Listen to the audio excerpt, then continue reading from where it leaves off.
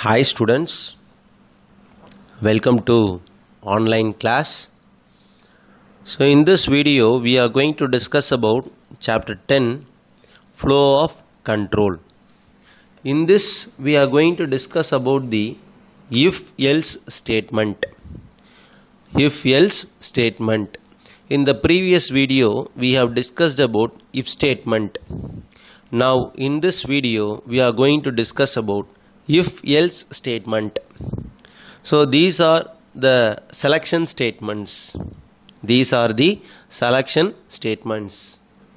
Now you see, in if else statement, first the expression or condition is evaluated to either true or false. So in the if else statement, the condition is checked. The condition will give the result as true or false. Like the if statement, in if statement we discussed that whenever the condition is true, true block is executed and the statement X is also executed. But when the condition becomes false, the true block is skipped, statement X will be executed. So this is about if condition. But what about if else? If else means, first of all, it checks the condition. The condition will give the result as true or false. If the condition is true, that is, if the result is true, then the statements inside the true block is executed. That is, then when the condition is true, the true block is executed. That is, statement inside the true block is executed. And then false block is skipped. And then false block is skipped. When I go for the result as false, sometimes the condition will give the result as false. All the times the condition will not be true. So if the result is false, if the condition is false, the false block is executed. That is, the statements inside the false block is executed and the true block is skipped. Can you understand, students? Again I repeat, if else statement means the if else statement, it checks the condition. So based on the condition, the statements are executed. If the condition or expression is true, if the condition or expression is true, the true block is executed and the false block is skipped. And the false block is skipped. When the condition becomes false, that is, if the condition is false, the false block is executed and the true block is skipped. So in either way, either the true block in the true block or the false block is executed, not both. Whenever the condition is true or false, based on the condition, either the true block statements are executed or the false block statement is executed. Not both the statements are executed at any time. Can you understand, students? Now we can see the syntax. See here. So from this syntax you can understand if expression. So whenever the condition is true, whenever the condition is true, the true block is executed. Whenever the condition is true, true block is executed. And then it directly comes to the statement X. Directly comes to the statement X. It will not execute false block. When the condition is true, true block is executed and directly comes to the statement X. But when the condition or expression becomes false, now what will happen? When the condition becomes false, that is else block, we can call it as else block, or else we can call it as false block. We can call it as else block or false block. So that is executed. And then next statement X is executed. Can you understand, students? So at any time or any cost, true block or false block is executed. Either the true block or false block is executed, not both block is executed.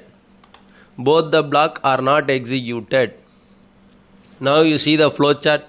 From this flow chart you can understand a clear manner. Flow of control. See here. Test expression. The test expression is checked, condition is checked. If it is true, what will happen? True block.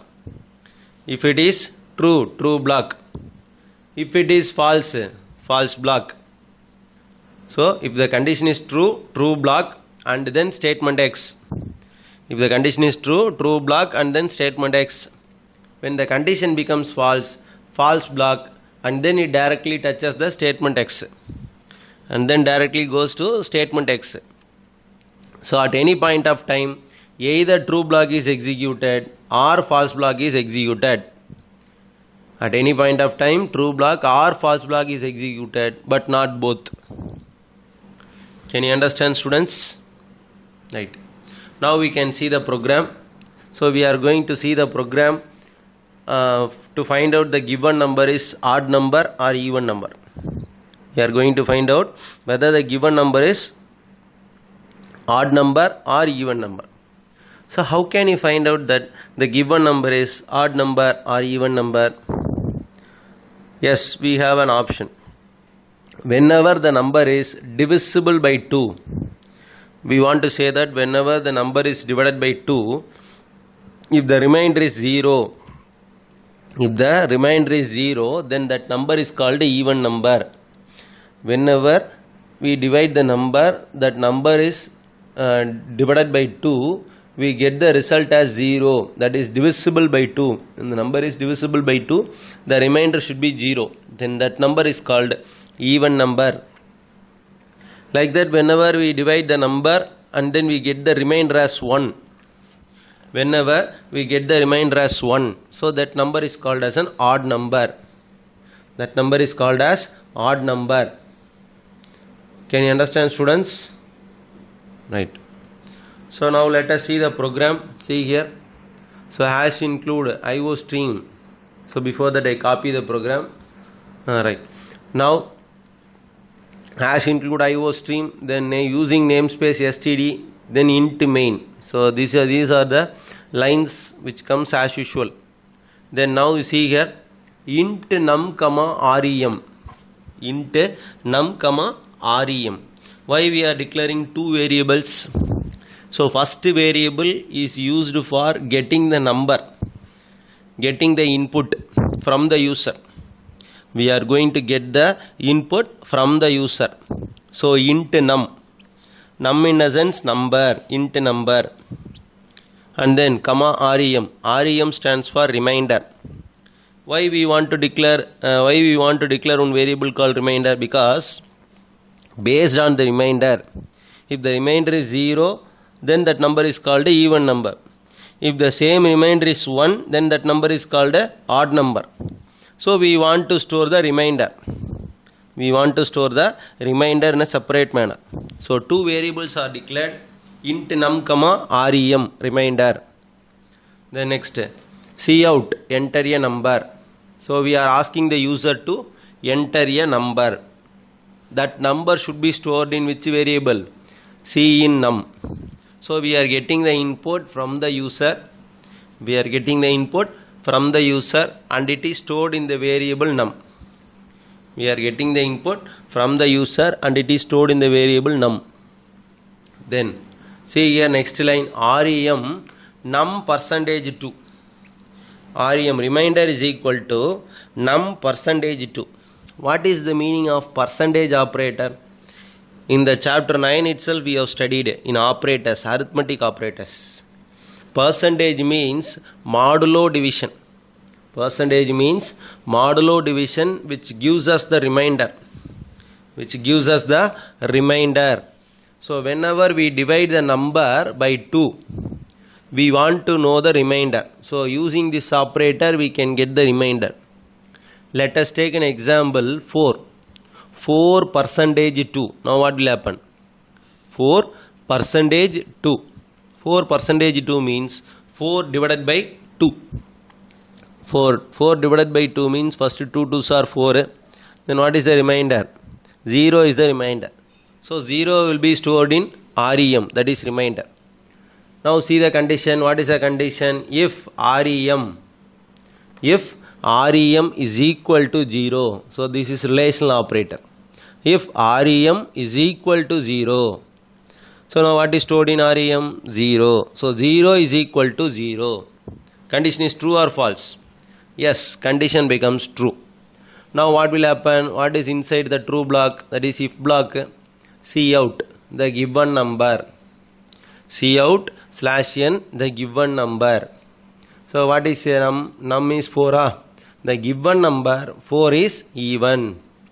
The given number 4 is even. Then else block is not executed. This else part is not executed. These two statements are skipped. Then program ends. Return 0. Program ends. Now instead of the value 4, the input is 5. You consider the input as 5. You have given the input as 5. Now what will happen? If the input is 5, now you see REM is equal to 5% 2. REM is equal to 5% 2. 5% 2 means 5 divided by 2, and then what is the remainder? 2 2s are 4, then remainder is 1. So remainder 1 is the remainder, and then it is stored in REM. Now you check the condition. If REM is equal to 0, now what is stored in REM? 1. 1 is equal to 0. Whether 1 is equal to 0? No. Condition is false. Condition is false means it directly executes the else statement. Directly it executes the else statement. So see out the given number 5 is odd. See out the given number 5 is odd. Can you understand, students? So based on the input, whenever I give a even number, that even number is divided by 2. For example, 4% 2 or 6% 2 or 10% 2. Whenever we divide a number which is divisible by 2, we get the remainder as 0. When the remainder is 0, if condition becomes true, and then the output is printed as the given number is even. The given number 4 is even, the given number 6 is even, the given number 20 is even. Like that it shows. But whenever I pass an odd number, 3, 5, 7 like that, now what will happen? Whenever you divide 3% 2, 1 2 is 2, balance 1. 5 divided by 2, 2 2s are 4, balance 1. 11 divided by 2, 5 2s are 10, remainder 1. Can you understand, students? 5 2s are 10, remainder is 1. So whenever the remainder becomes 1, that is when the condition becomes false. 1 is equal to 0, false. Condition becomes false means else part is executed. The given number is odd. The given number is odd. Can you understand, students? Now we can see the output as per your book. Enter a number. As per your book, the given number 10 is even. The given number 10 is even. Can you understand, students? Now you can see this in a practical manner. So I will show you in a practical manner. Start Dev C++. So click on the start menu and then click Dev C++. After opening Dev C++, Ctrl+N for new file. So already I have copied the program. So I am now pasting the program, Ctrl+V. Now I am going to save the program, Ctrl+S. Ctrl+S. So if else statement. File name is saved as if else statement. When I press enter key, file is saved. So F9 is for compile. Then F10 is for running the program, executing the program. So when I enter 4, now what it shows? The given number 4 is even. So again I am running the program. F10, when I press 5, what it shows? The given number 5 is odd. The given number 5 is odd. Can you understand, students? So whatever the number we are giving, not only 5, any number, it may be 101. What about 101? 101 is odd number. 52s are 100. remainder is 1. So 101 is odd. So by dividing the number by getting the remainder, percentage modulo division operator, using that we are getting the remainder. Using the remainder, we are checking if the number is equal to 0. If the number is equal to 0, the number is even number. If the number is not equal to 0, that is remainder is not equal to 0, then that is odd.